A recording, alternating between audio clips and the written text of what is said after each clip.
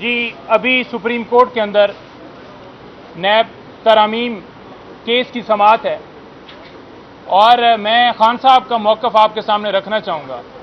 گزشتہ روز بھی خان صاحب سے لیگل ٹیم کی ملاقات ہوئی، یہ بتایا گیا جی کہ بلکہ ہم سے پوچھا گیا کہ خان صاحب کیا موقف رکھیں گے،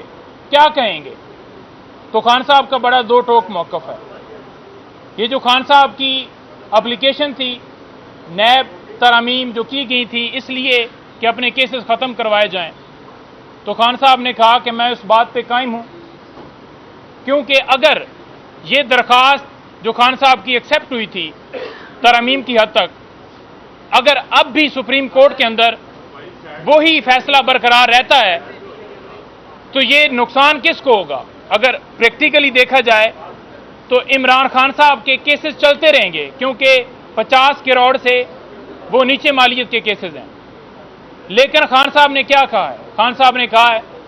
کہ میں اپنے اصولوں پہ قائم ہوں اور میں چاہتا ہوں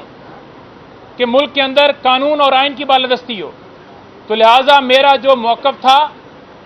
ہم اس موقف پہ قائم ہیں، اور جو ہم نے پٹیشن دائر کی تھی جس میں فیصلہ یہ آیا تھا کہ نیب ترامیم کچھ جو ہیں کالعدم قرار دی گئی تھیں،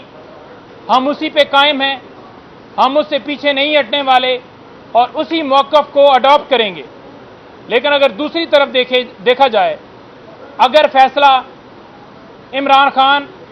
کی جو وہ فیصلہ تھا اس کے خلاف آتا ہے تو پھر آپ دیکھ لیں کہ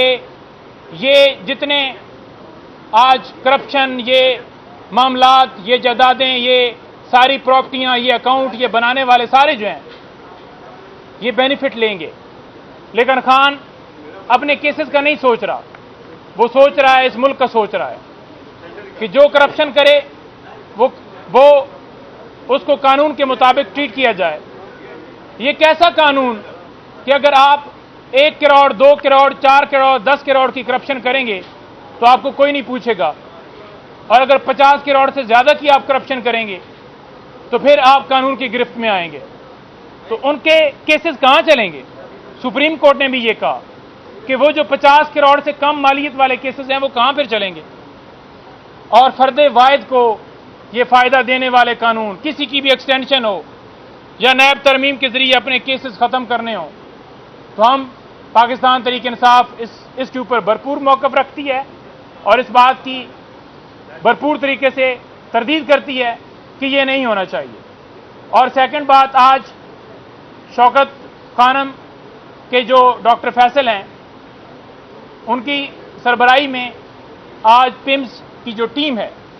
وہ خان صاحب کے اور بشرا بی بی کے ٹیسٹ جو ہیں وہ کریں گے، اور آج جو ہے وہ ٹیم اس کے اوپر جو ہے اس کو جو پرمیشن ملی تھی اس میں ہمیں وہاں سے اطلاع ملی ہے کہ وہ ٹیسٹ کیے جائیں گے۔ اور تھرڈ بات، لائیو سٹریمنگ کے حوالے سے دیکھیں ہمیں اطلاع مل رہی ہیں کہ ان کی جو لائیو سٹریمنگ ہے اس کے اوپر پابندی لگا دی گئی ہے یا وہ نہیں دکھایا جائے گا۔ تو اب دیکھنا یہ ہے کہ سپریم کورٹ کس حد تک اپنے حکم کی تکمیل کرواتی ہے۔ کیا جیسے پہلے فیصلے جو ہیں ان کی بے توقیری کی گئی، چاہے وہ الیکشن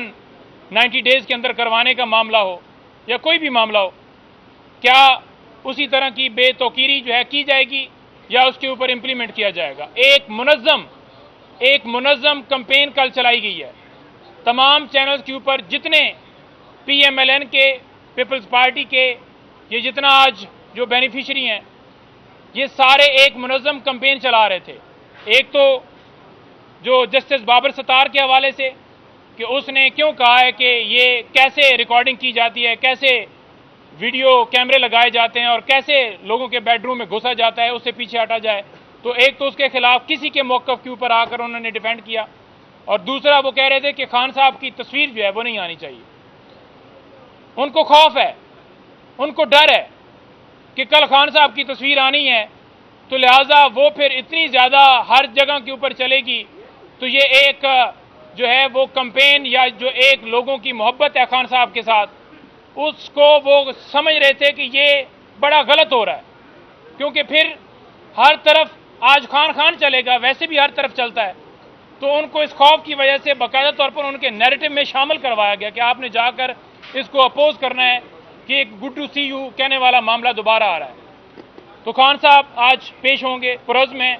ہم یہاں پر آئے ہیں اور خان صاحب کو لائیو جو ہے وہ تمام جگہوں پر دکھانا چاہیے۔ ہم اس بات کو بڑے خوشائند طریقے سے دیکھتے ہیں، خان صاحب کے مختلف کیسز 9 مئی کے حوالے سے بری ہو رہے ہیں اور یہی وجہ ہے بری ہونے کی کہ کوئی شواہد جو ہیں وہ نہیں مل رہے۔